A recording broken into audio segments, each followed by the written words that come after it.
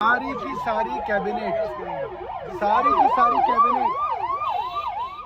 भारतीय जनता पार्टी के हमारे मिनिस्टर साहब खुद उनको रोका कि भाई सारे एक साथ एलजी साहब के ऑफिस में जाएंगे। जैसे हमने वादा किया था कि हम सारी की सारी कैबिनेट भारतीय जनता पार्टी के leader of opposition Vijender Gupta ji के साथ और कैबिनेट नोट के साथ कि इन 10,500 बस मार्शलों को बहाल किया जाए। आप देख सकते हैं पूरा का पूरा काफिला, हमारे सारे विधायक साथी इसके अंदर हैं। हमारे बुराड़ी से संजीव झा जी हैं, तिलक नगर से जर्नैल हैं, आदिल भाई हैं, पीछे दिलीप पांडे जी हैं, जंगपुरा से भाई प्रवीण है।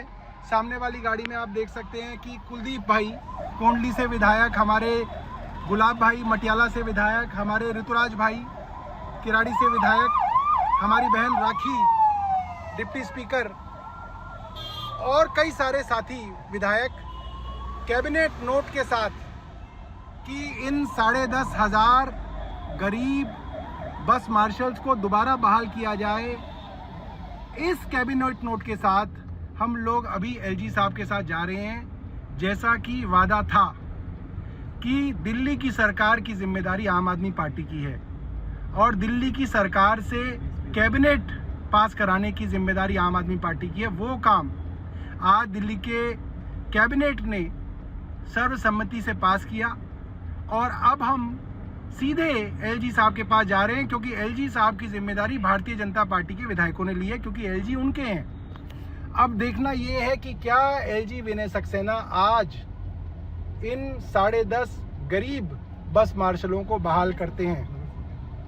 ये लोग बहुत गरीब हैं, पिछले 1 साल से ज़्यादा से इनको तनख्वाहें नहीं मिली हैं, इनके परिवार भुखमरी की कगार पे आ चुके हैं। कई कि एलजी साहब क्या विजेंद्र गुप्ता जी की गाड़ी के अंदर हमने मुख्यमंत्री आतिशी जी को बिठाया। गुप्ता जी कई बार भागने की कोशिश कर रहे थे, इधर उधर फोन कर रहे थे, कोशिश कर रहे थे कि किसी गाड़ी में भाग निकले, मगर हमने उनको भागने नहीं दिया। ये आतिशी की गाड़ी आगे। अब देखना यह है कि क्या दोबारा विजेंद्र गुप्ता रोक दिए गाड़ी, क्या विजेंद्र गुप्ता दोबारा से भागने की तैयारी कर रहे हैं। देखने वाली बात यह है कि क्या विजेंद्र गुप्ता भाग तो नहीं रहे। एलजी साहब के यहाँ जाते जाते गाड़ी को रोका गया है और देखा जा रहा है कि विजेंद्र गुप्ता जी ने गाड़ी रोक ली है। अच्छी खासी चलती हुई गाड़ी विजेंद्र गुप्ता जी ने रोकी है, ये सब लोग देख रहे हैं। देखिए मुख्यमंत्री इनकी गाड़ी में बैठी हुई हैं।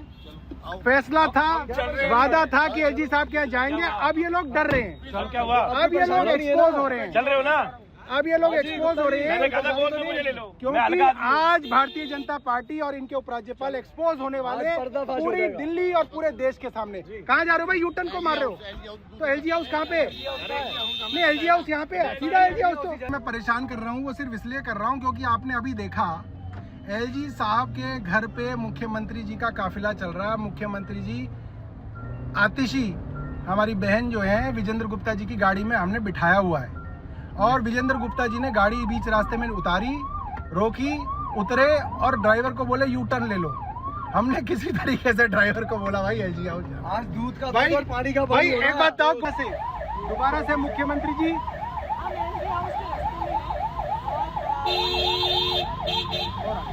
आपको इस वक्त 800 लोग लाइव देख रहे हैं ट्विटर पे।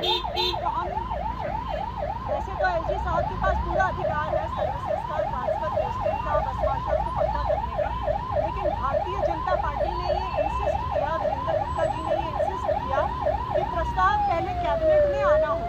तो इसलिए आज हमने कैबिनेट की इमरजेंसी बैठक दिल्ली सचिवालय में बुलाई और हाथों हाथ हमने असेंबली की रेजोल्यूशन को पास किया और अब उस रेजोल्यूशन को हमने एलजी साहब को भेज दिया है, कैबिनेट के फैसले को एलजी साहब को भेज दिया है। तो हम ये उम्मीद करते हैं कि एलजी साहब उसे पास करेंगे और बस मार्शल को पक्का करेंगे। दोबारा हमें जाने देते हैं। ये देखिए हमारे कितने सारे विधायक साथी यहाँ पे आए हुए हैं और ये कितनी बड़ी बेईमानी है कि बीजेपी के विधायक अंदर चले गए हैं और आम आदमी पार्टी के विधायक क्या ये इस लायक भी नहीं है। देखिए, हम चुने हुए लोग हैं, जनता ने हमें चुन के भेजा है, हम लाखों जनता को रिप्रेजेंट करते हैं। उसके बाद में एलजी के हाउस में एंटर होने की हमें परमिशन नहीं है। देखिए, बड़ी मुश्किल से विजेंद्र गुप्ता जी को पैर पड़ के हम लोगों ने राजी किया कि भाई आप यहाँ पे चलिए और एलजी साहब से इनकी बहाली कराइए। और जैसे ही विजेंद्र गुप्ता जी की गाड़ी अंदर गई, एलजी हाउस से निर्देश आया कि इनकी जो गेट हैं वो बंद कर दिए गए और अब हमारी मुख्यमंत्री अकेली हैं अंदर और भारतीय जनता पार्टी के सारे विधायक उनके साथ हैं। ये गलत है। हमारे देखिए कितने सारे विधायक यहाँ पे हैं, इन सबको रोक दिया। तो सभी विधायक और मंत्रियों को बाहर रोक दिया गया? बिल्कुल रोक दिया गया। 3 मंत्री हम बाहर हैं, मैं हूँ यहाँ बाहर, इमरान भाई ये देखिए बाहर हैं और देखिए मुकेश अलावा जी हमारे मंत्री जो हैं वो बाहर हैं। हमारे कितने सारे साथी इस वक्त बाहर हैं। ये गलत है। ये एक चीटिंग है, ये एक धोखा है। अब क्या करेंगे सर आप? हम यहाँ पे इंतजार करेंगे और बस मार्शलों की बहाली करके जाएंगे। भारतीय जनता पार्टी के डेलीगेशन सभी एमएलएज विजेंद्र गुप्ता जी अपने सभी एमएलएज को साथ लेकर आए थे और वो कह रहे उन्होंने कहा कि बस मार्शल की नियुक्ति होनी चाहिए। हम बिल्कुल सहमत हैं, डे वन से कह रहे हैं। हम तो पहले से ही कह रहे हैं कि नौकरी होनी चाहिए। हमने कई बार रिजोल्यूशन ले आए, सीएम पहले की सीएम चिट्ठी लिख चुके हैं, सभी मिनिस्टर लिख चुके हैं, अभी की सीएम लिख चुकी हैं। हम कहा नौकरी दिलाओ, बड़ा आसान रास्ता है। भाई सीएम साहिबा ने कहा कि ये चूंकि ये सर्विसेज का मसला है और ये एलजी कर सकते हैं, तो हम दोनों चलते हैं, एलजी साहब पास बैठते हैं, उनको कहते हैं नियुक्ति कर दो। लेकिन उनको पता है कि नौकरी दिलाना नहीं है, केवल ड्रामा करना है। तो राजनीतिक ड्रामा के तहत उन्होंने कहा कि भाई कैबिनेट नोट ले आइए। हालांकि ये कैबिनेट का मसला बनता ही नहीं है, चूंकि ऑलरेडी नौकरी में है, उनकी कंटिन्यूएशन का मसला है, जो कंटिन्यूएशन एलजी करा सकते हैं। लेकिन फिर भी इमरजेंसी में कैबिनेट मीटिंग बुलाई गई, कैबिनेट नोट बनाया गया, कैबिनेट नोट भेजा गया और हमने कहा कि चलिए साथ चलकर बात करते हैं। पहले तो भागने की पूरी कोशिश करी। मैं धन्यवाद करता हूं सौरभ भाई का कि सौरभ भाई विजेंद्र गुप्ता जी के पैर पर लेट गए कि ये मार्शल की नौकरी का सवाल है, अगर नौकरी ये आज नहीं होगा तो फिर कभी नहीं हो पाएगा। और फिर उसके बाद जैसे तैयार किया विजेंद्र गुप्ता जी को, रास्ते में यू टर्न लेने की कोशिश की, उन्होंने खूब यू टर्न करने की कोशिश की। उसके बावजूद हम सब लोगों ने, बस मार्शल का मसला था, हम आए। हास्यास्पद ये है कि विजेंद्र गुप्ता की गाड़ी अंदर गई जिसमें 3 एमएलए बीजेपी के हैं, 4 एमएलए हैं, हमारे सीएम अकेले हैं। सीएम की गाड़ी को रोक दिया गया। सभी मिनिस्टर्स देखिए, सौरभ भाई यहाँ पे मिनिस्टर हैं, हमारे अहलावत साहब मिनिस्टर हैं, इमरान भाई मिनिस्टर हैं, सभी एमएलए हमारे बाहर खड़े हैं। हमें चिंता है हमारे अपनी जो महिला सीएम है उनकी सिक्योरिटी की। ये अत्यंत एलजी साहब, मुझे लगता है कि उनको इस तरह का बर्ताव नहीं करना चाहिए, उसकी घोर निंदा करते हैं। मैं एक बात जान लीजिए एलजी साहब और भारतीय जनता पार्टी कहना चाहता हूँ कि हम जाएंगे नहीं, आज हम बस मार्शल की नौकरी को लेकर के ही जाएंगे।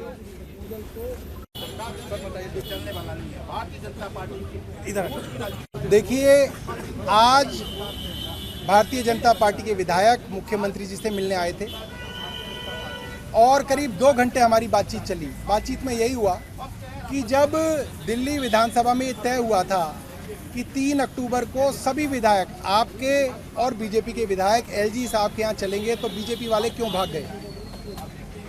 और बीजेपी के पास कोई इसका जवाब नहीं था। आज बीजेपी ने हमें ये कहा कि आप अगर कैबिनेट के अंदर ये प्रपोजल ले आएंगे तो एलजी साहब से हम इस प्रपोजल को पास कर देंगे और इन बस मार्शलों की बहाली हो जाएगी।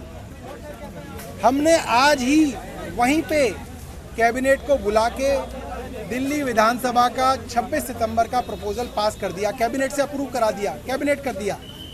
और अब जिम्मेदारी भारतीय जनता पार्टी के विधायकों की है, विजेंद्र गुप्ता जी की है, क्योंकि उन्होंने कहा था कि आप कैबिनेट से ले आओ, हम एलजी से कराएंगे। कैबिनेट में लाना हमारा काम था, कैबिनेट पास करना हमारा काम था, हमने वो कर दिया। अब बीजेपी को एलजी साहब से कराना है, क्योंकि इनको निकाला भी एलजी साहब ने था। सर्विसेज यानी कि भर्ती, सारी की सारी दिल्ली की भर्तियां एलजी साहब के अधीन है। जितनी भी नियुक्तियां होती हैं, आप सब लोग जानते हैं कि नियुक्ति पत्र एलजी साहब देते हैं। एनडीएमसी के ऑडिटोरियम में बुला के एलजी साहब वो भर्तियां करते हैं। तो आज जैसे ही हम लोग आ रहे थे, हमारी मुख्यमंत्री तो अंदर घुस गई, भारतीय जनता पार्टी के विधायकों को घुसा लिया गया, मगर आम आदमी पार्टी के सभी विधायक और मंत्रियों को बाहर छोड़ दिया गया। क्यों? ताकि अकेली मुख्यमंत्री के ऊपर दबाव बनाया जाए।